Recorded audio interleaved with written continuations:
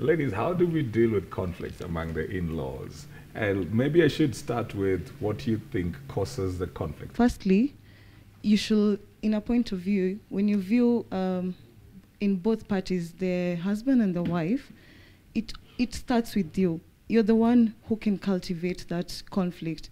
If you're strong with your relationship at that time, your parents won't dare interfere with your relationship or your marriage, because it shows it shows your stability in the marriage. So it only starts with you. If you're confident and sure about each other, there's no way parents can interfere with your marriage. What about cases where there may have been historical conflict?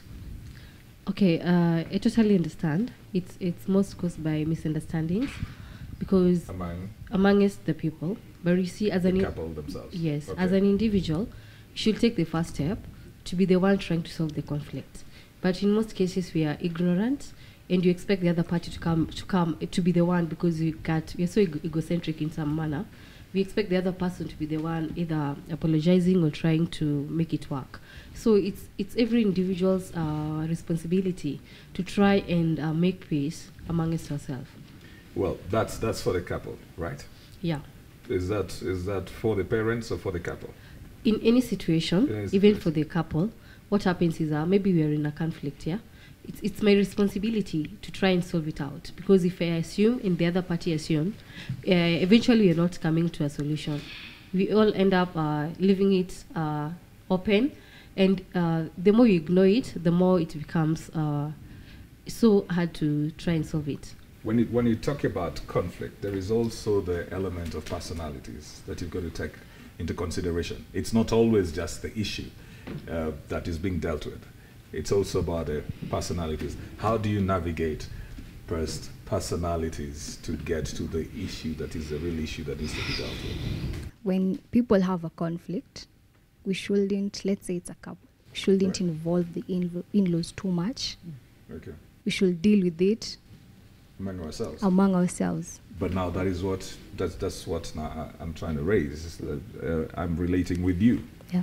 But I've got this, I'm very strong-willed. And then you also probably are very strong-willed. None of us is coming down. So the issue is not even a big issue, but our personalities are standing in the way. How do we navigate around that? If it's you, you're the one who should calm down and let the other look like he or she is the one who is at the top there. He's the one that is right or wrong. Is that so easy to do? Is that so easy to do? It's to the just only way calm to down and make the other person, I just decide that I'm the one who was on the wrong, or I say sorry even over things that I wasn't wrong about. There's this saying that if you want your marriage to work, I don't know whether it's true, that if you're a man, you want your marriage to work, just say sorry. Does that solve the problem? Not really, and it's very hard. It's very hard to calm down. But you just have to, because you really want your relationship to stand.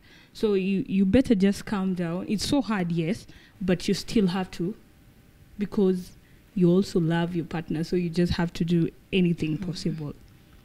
I've always wondered whether it is easy, Gerald, for men to get to the place where they calm down. They calm down. Yeah, it's not easy. Man, to swallow your ego is not easy. Ego is something, you have to, sometimes you keep. Too, right? Yeah, they got ego too. We do. And some serious ego. Yeah, and it's not easy to swallow your ego. Neither is it easy to swallow your pride. But when it comes to relationship matters, and when it comes to the person, that's why we use our hearts to love. And our hearts goes beyond our egos, and we drop it. We need to drop it, and not all the time though, because even the lady don't want to drop it. So if all of you don't want to drop the ego, that's how you find the parents come in, because they think both of you are children. So if you both of you mature up and decide to swallow the ego, you mature up. Do you know, if you mature up, even you, I want you to take an instance of your children. If your children mature up, you stop, like you give them some kind of freedom. when you see maturity. But when you still not see maturity, you don't give them that much I freedom. don't think that You is want always to the control. case. Is it not always the case? Conflict is not absence of maturity. Yes. No, not at all. And you can't say because they have issues then they haven't matured enough. No, not at all. In fact, mature people will have conflicts. It's the resolution that separates the boys from the men. You understand what I'm saying? And when you involve, I think one of the ladies said that you should not involve, and I'm not saying that you lock the parents off completely, once in a while when things get thick, but not that the man has come home at 9:15 and usually comes at 8:30, you're calling your mother and you're calling your father. You understand? And Chris asked, is it just right for a man to say you're sorry? I don't believe in that narrative. Right. If you have done nothing wrong, You shouldn't say you sorry. shouldn't say you're sorry, because you're also raising an animal that will bite you later. So she'll expect you to say sorry all the time. And every time you say sorry, when just to kill the conflict, it's a temporal remedy. Right. And after some time, what you're sweeping under the carpet will be a monster. And by the time it's a monster, that's when you need your pastor, the Supreme Court, your parents, everybody. So Okay. this thing of men saying that it's always good to say sorry even when you've done nothing wrong, you're creating a monster of your wife. So And what even should the you wife. do? What No, should you do? sort out the issues. You understand? Or, but I'm a lady, I'm your wife. No. You did wrong. We are going to sort it out. I was going to raise up the issue of the ego, that sometimes it's played in two ways. For one person, they will hold on to the pain. To the other person, it seems like, they never come down to say sorry. But, it's also possible that pride plays in pain, where you feel like, because I am hurting about this, you must apologize. So I will not forgive you until you apologize. That's the ego of ladies, right? Yes. They don't want to admit it. Yes. That's the ego of ladies, where you feel like, because of how I feel. Sometimes it's not even the issue. Sometimes it's about how you feel about the issue. So because it hurt me, I need to see you taking some responsibility for the pain that I feel. And sometimes the issue is not too big and to the other side. So I think there's ego on both sides, right? But just trying to get out, moving on from the ego issues, because I brought up that because we were talking about where the conflict begins, that it begins with these two people. But how do we ensure that the in-laws do not bring their negative thoughts now into this couple's marriage? One thing they should understand, the in-laws should understand that they were not even there when we met. So they should not come and start telling us how we should live just because they made it or they didn't make it. What they should do is just guide us where we are going wrong.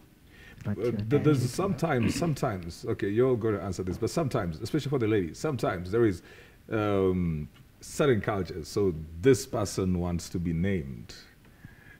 A child needs to be named, and then the other person also on the other side is feeling like they need to be named. So on the day that a woman has given birth, two families have come in, each one is waiting to hear whose name is this child going to bear. How do you just go about breaking those kind of stuff where your mother is not trying to live through your child, and then your mother-in-law is also saying, so why did you not name her after me? So you're trying to create this concoction of names between your mother and your mother-in-law.